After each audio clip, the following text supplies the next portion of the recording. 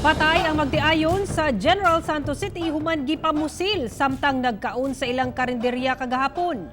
Ani report ni Argil Relator.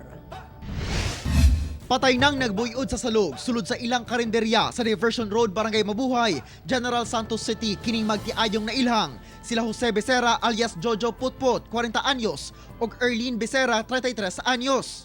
Base sa investigasyon sa kapulisan, miabot kuno ang usa ka itom nga pick-up sa lugar, sakay ang tulo ka mga lalaking armado ug M16 rifle. Misulod kini sa karinderya o gipamusil ang mga biktima samtang nagkaon sa ilang paniudto. Human sa pagpamusil, daling misibat ang mga sospetsyado. Sumala sa mga kabanay sa mga biktima, maayong tao kuno ang duha ug wala sila nahibaw ang kaaway nila. Yakban man na sa kuan manukan niya. Wala man na siya kuan no. Kay sa ako nung nabalaan na mga buot mo ng mga tao. Ginalantaw karon sa mga otoridad ang motibong wala mabayrang utang. Nasayran usab nga napriso na kaniadto si Jose Becerra sa kasong pagpamusil kinsa sumala pa miyembro kuno sa giingong Davao Death Squad sa Davao City.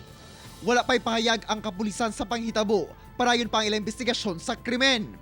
Samtang gilayong gibadlong sa kapulisan ang mga taong mitapok sa crime scene tungod wala na matuman ang social distancing. Since na multiple murder charges nga yung so involved siya before sa gun for hire.